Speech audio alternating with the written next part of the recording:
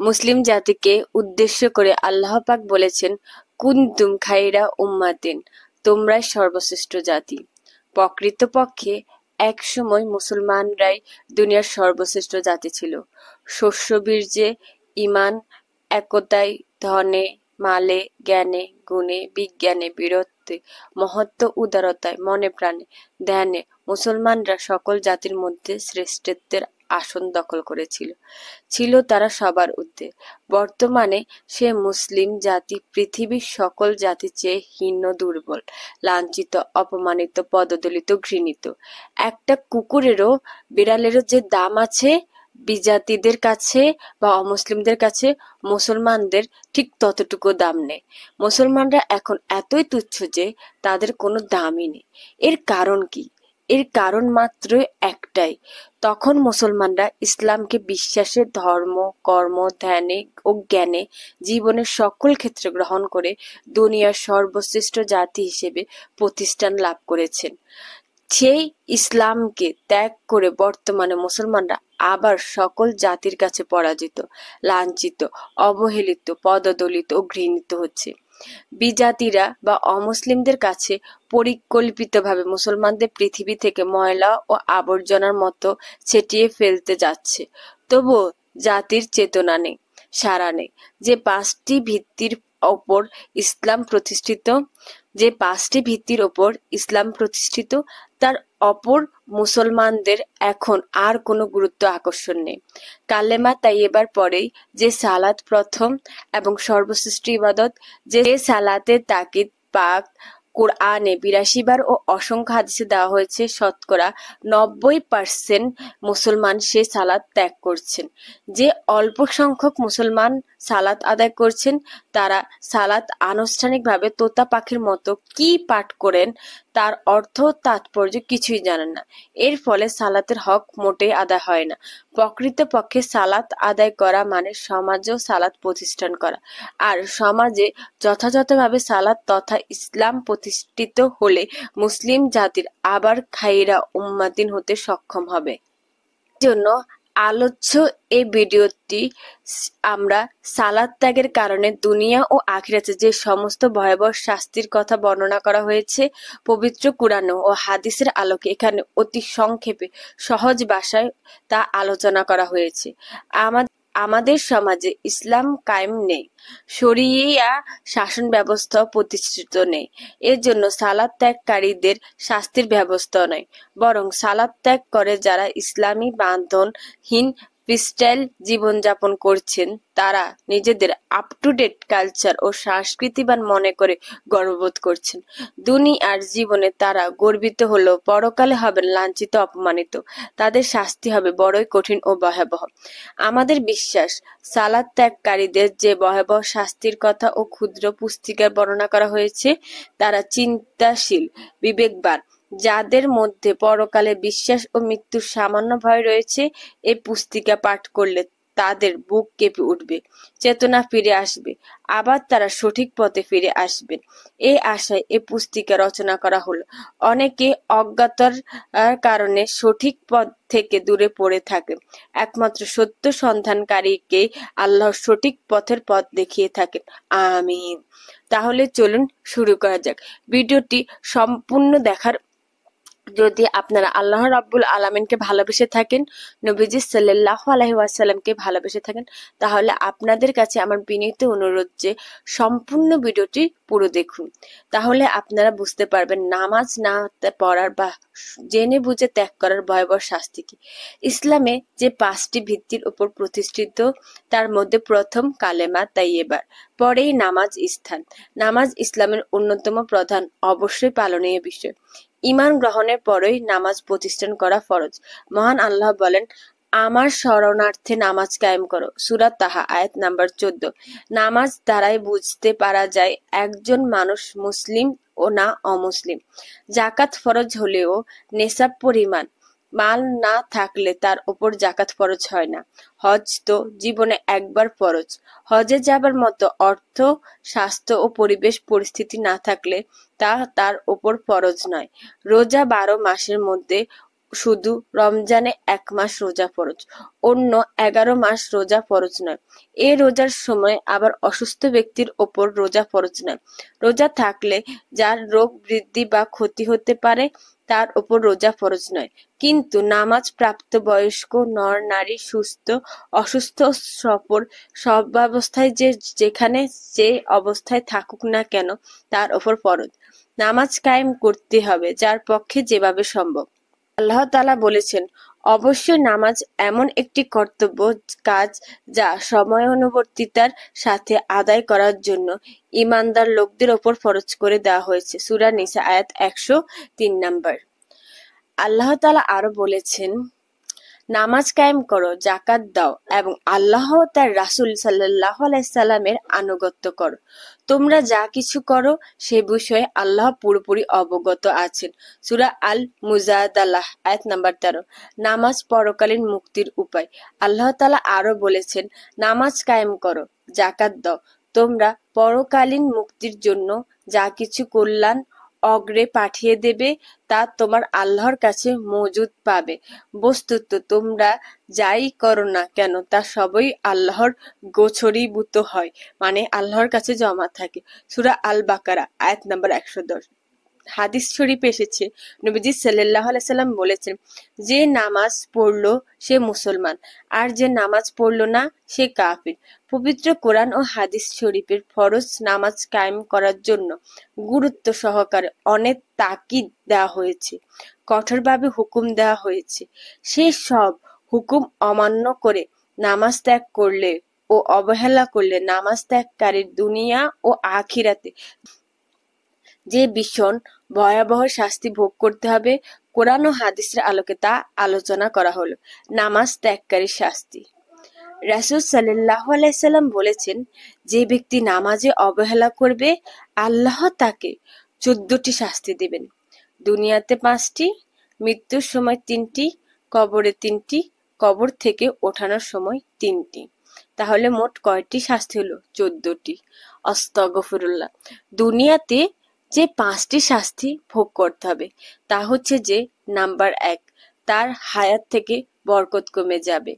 Number 2, চেহারা থেকে নেককারের নির্দেশন লোপ পাবে, মানে চলে যাবে। নাম্বার 3, তার কোনো নেক আমলের প্রতিদান দেওয়া হবে না।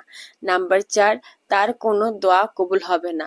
এবং নাম্বার 5, নেককারের দোয়া থেকে সে বঞ্চিত হবে। আস্তাগফিরুল্লাহ। মৃত্যুর সময় যে 3টি শাস্তি তাকে দেওয়া হবে, নাম্বার 1, সে অপমানিত হয়ে মারা যাবে। নাম্বার 2, অনাহারে মারা যাবে। এবং নাম্বার 3, এমন পিপাসায় মারা যাবে যে তাকে পৃথিবীর সব সমুদ্রের পানি পান করালেও তার পিপাসা মিটবে না। আস্তাগফিরুল্লাহ।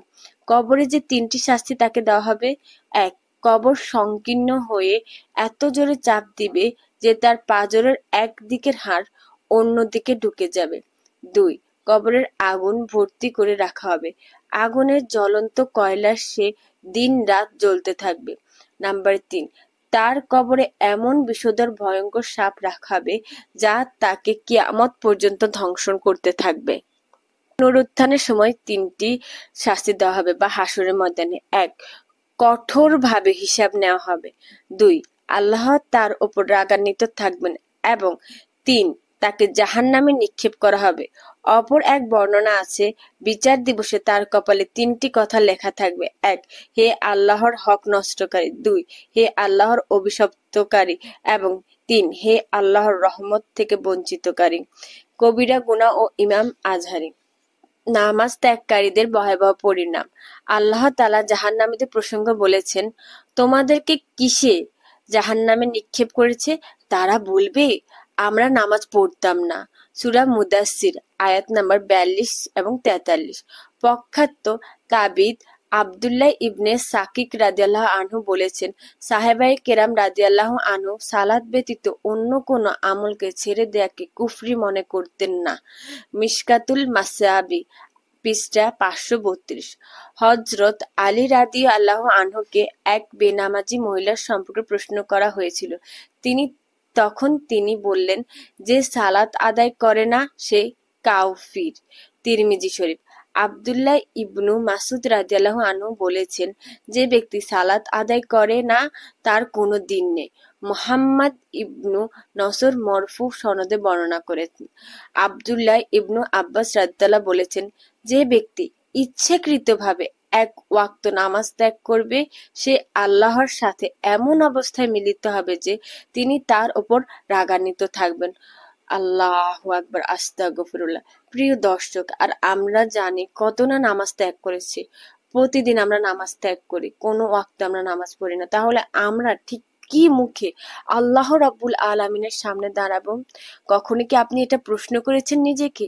ঠিক কোন মুখে আমরা আল্লাহ রাব্বুল আলামিনের সামনে দাঁড়াবো যখন আমরা এই পরিমাণ নামাজ ত্যাগ করি? রাসূল সাল্লাল্লাহু আলাইহি সাল্লাম বলেছেন, যে ব্যক্তি সালাত বিনষ্টকারী হিসেবে আল্লাহর দরবারে উপস্থিত হবে, আল্লাহ তার অন্যান্য পুণ্যের প্রতি গুরুত্ব দেবেন না। আস্তাগফিরুল্লাহ। প্রিয় দর্শক, যদি আপনি সালাত আদায় না করে পাহাড় পরিমাণ অন্য নেকামল করেন, তাহলে আল্লাহ রাব্বুল আলামিন আপনার ওই সমস্ত নেকামল জায়া করে দেবে, মানে ওই সমস্ত নেক আমলে গুরুত্ব দিবে না। আস্তাগফিরুল্লাহ। যারা সালাত ত্যাগকারীকে কাফির মনে করে না, তারা সেই সব দলিল পেশ করে থাকে, তা সে সব দলিলের তুলনায় দুর্বল যা সালাত ত্যাগকারীকে কাফির বলে প্রমাণ করে। কারণ যারা কাফির না মনে করে, তারা যেসব দলিল পেশ করে থাকে সেগুলো যঈফ তথা দুর্বল ও অস্পষ্ট, অথবা যাতে মোটেই তার প্রকাশ নেই, এমন এমন গুণের সাথে সংস্পৃক্ত যার বর্তমান সালাত ত্যাগ করা সম্ভব নয়, অথবা এমন অবস্থার সঙ্গে সংশ্লিষ্ট যাতে সালাত ত্যাগের ওজর গ্রহণযোগ্য কিংবা হয়তো নেই। দলিল সমূহ আম ব্যাপক অর্থবোধক যা সালাত ত্যাগকারীকে কুফরি দলিল সমূহ দ্বারা খাস বিশেষিত করা হয়েছে। অতএব যখন সালাত ত্যাগ করা কুফরি এমন বলিষ্ঠ দলিল দ্বারা স্পষ্টভাবে প্রমাণিত হয়ে গেল যে দলিলের বিরুদ্ধে তার সমতুল্য কোনো দলিল নেই, তাহলে তার ওপর কুফরি ও মুরতাদ হওয়ার বিধান অবশ্যই প্রযোজ্য হবে। কারণ বিধানসঙ্গত কারণে তার সাথে ইতিবাচক ও নেতিবাচকভাবে সংশ্লিষ্ট, অর্থাৎ সে বিধানের কারণ পাওয়া গেল তা প্রযোজ্য হবে, আর যদি কারণ না পাওয়া যায় তবে তার বিধান প্রযোজ্য হবে না। একদা রাসূল সাল্লাল্লাহু আলাইহি সাল্লাম তার সাহাবাদের উপলক্ষ করে বলেছেন, হে আল্লাহর, আমাদের মধ্যে এমন কোনো হতভাগা এবং বঞ্চিতকে রেখো না। অতঃপর তিনি জিজ্ঞেস করলেন, তোমরা কি জানো কে হতভাগা এবং বঞ্চিত? তারা বললেন, কে সে ব্যক্তি হে আল্লাহর রাসূল সাল্লাল্লাহু আলাইহি সাল্লাম, বলুন আমাদেরকে, আমরা তা জানতে চাই।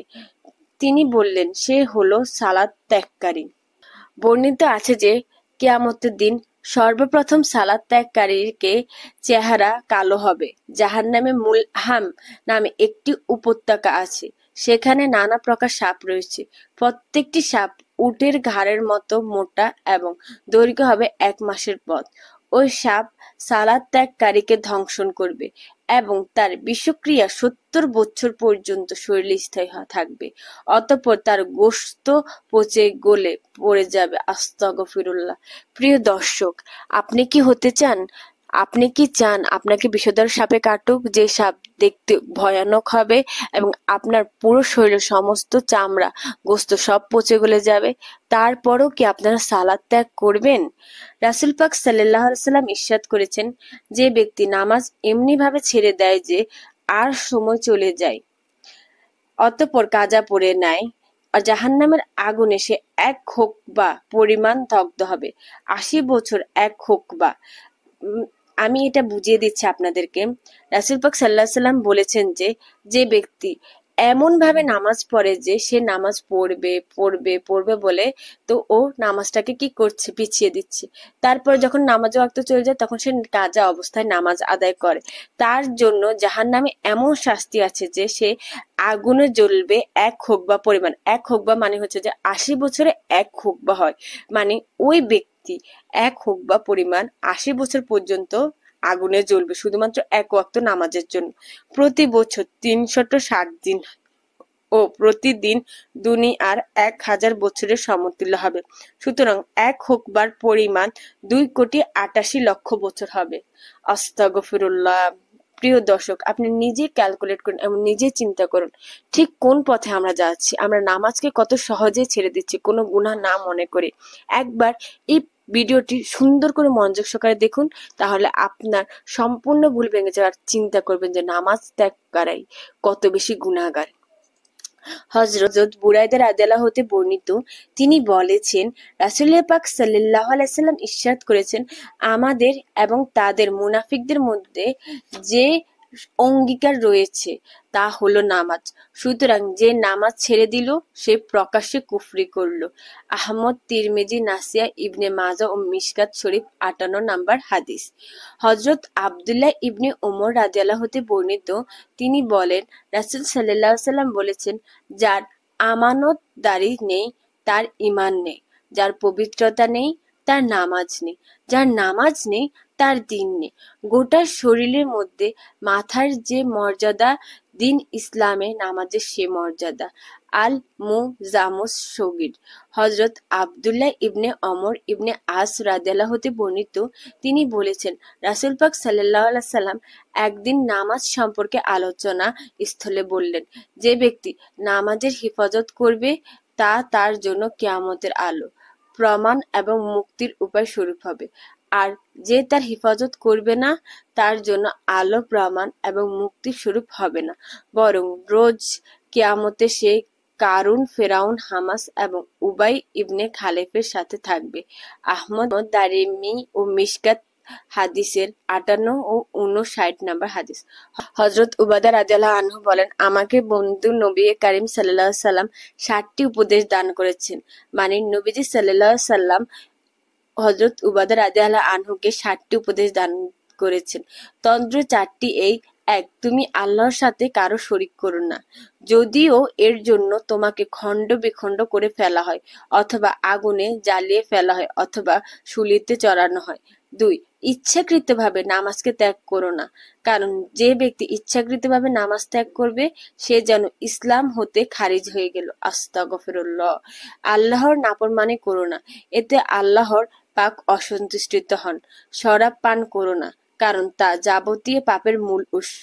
তীব্রানি। রাসূল পাক সাল্লাল্লাহু আলাইহি ওয়াসাল্লাম ইরশাদ করেছেন, আমার অন্তর চায় কিছু সংখ্যক যুবককে অনেকগুলো জ্বালানি কাঠ সংগ্রহ করতে আদেশ দিই, তারপর আমি ওইসব লোকের কাছে যাই যারা বিনা অজরে ঘরের নামাজ আদায় করে এবং গিয়ে তাদের বাড়ি-ঘর আগুনে পুড়িয়ে দিই। সহিহ মুসলিম। নবী করিম সাল্লাল্লাহু আলাইহি ওয়াসাল্লাম উম্মতের প্রতি কত বড় মেহেরবান ছিলেন এবং কারো সামান্যতম দুঃখ কষ্ট সহ করতে পারতেন না। তবুও নামাজের জামায়াত ত্যাগকারীদের বেলায় তার এমনি ক্রোধ যে তাদের বাড়িঘর পর্যন্ত পুড়িয়ে দিতে প্রস্তুত ছিলেন। হযরত আবু হুরায়রা রাদিয়াল্লাহু হতে বর্ণিত আছে যে তিনি বলেছেন, রাসূল সাল্লাল্লাহু আলাইহি ওয়াসাল্লাম ইরশাদ করেছেন, যদি ঘরগুলোতে স্ত্রীলোক এবং বালক বালিকা না থাকতো তাহলে আমি এশার নামাজের জামাত শুরু করে যুবকদের আদেশ দিতাম যে তারা যেন ঘরগুলোতে গিয়ে সব কিছু আগুনে জ্বালিয়ে দেয়। আহমদ ও মিশকাত। নারী জাতির প্রতি সম্মান ও শিশুদের প্রতি রাসূল সাল্লাল্লাহু আলাইহি ওয়াসাল্লামের মমত্ববোধ এ হাদিস দ্বারা প্রমাণিত হয়। কেননা নারী আর অবধ শিশু না থাকলে তিনি জামায়াত ছেড়ে দেওয়ার শাস্তি স্বরূপ ঘর দুয়ার জ্বালিয়ে দিত। রাসূল সাল্লাল্লাহু আলাইহি ওয়াসাল্লাম বলেছেন, ওই ব্যক্তির কাজ পরিষ্কার ও জুলুম, কুফর এবং নিপাক ব্যতীত আর কিছুই নয় যে ব্যক্তি মুয়াজ্জিনের আযান শুনেও জামায়াতে হাজির হলো না। হযরত ইবনে আব্বাস রাদিয়াল্লাহু আনহুকে এক ব্যক্তি জিজ্ঞেস করল, জনৈক ব্যক্তি সারাদিন রোজা রাখে ও সারা রাত নফল নামাজ পড়ে, কিন্তু লোকটা জুমা ও জামায়াতের নামাজে শরীক হয় না, তার বিষয় কি বলেন? তিনি উত্তর দিলেন, ওই ব্যক্তি জাহান্নামী হবে। হযরত ইবনে আব্বাস রাদিয়াল্লাহু আনহু থেকে বর্ণিত, তিনি বলেছেন, রাসূল পাক সাল্লাল্লাহু আলাইহি ওয়াসাল্লাম ইরশাদ করেছেন, যে ব্যক্তি গুরুতর ওজর ব্যক্তিকে জুমার নামাজ ছেড়ে দিয়েছে সে মুনাফিক বলে লিখিত হয়েছে। এরূপ কিতাব যা মুছে ফেলা হয় না কিংবা পরিবর্তনও হয় না। সাফিয়া, মিশকাত শরীফ 121 নম্বর হাদিস। নিজেদেরকে এবং পরিবারবর্গকে জাহান্নামের আগুন থেকে বাঁচার জন্য আল্লাহ তাআলার হুকুম, হে মুমিনগণ, তোমাদেরকে এবং নিজেদেরকে পরিবারবর্গকে সে আগুন থেকে রক্ষা করো যার ইন্ধন হবে মানুষ এবং পাথর। সূরা তাহরিম আয়াত নাম্বার 6। আস্তাগফিরুল্লাহ। তোমার পরিবার পরিজনকে নামাজের নির্দেশ দাও এবং তাতে দৃঢ়পদ থাকো। সূরা তাহা আয়াত নাম্বার 132। আপনাদের সবাইকে আমি বিনীতভাবে শুকরিয়া আদায় করছি যে আপনারা এই পর্বটি সম্পূর্ণ দেখেছেন।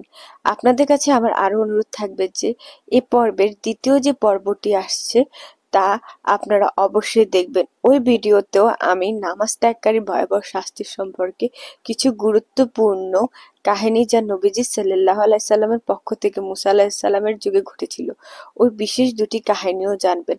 একই সাথে আরো অনেক কিছু জানতে পারবেন যে নামাজ ত্যাগকারী ভয়াবহ শাস্তি আর কি কি হয় এবং তা করলে ঠিক কি কি শাস্তি আমাদেরকে ভোগ করতে হবে।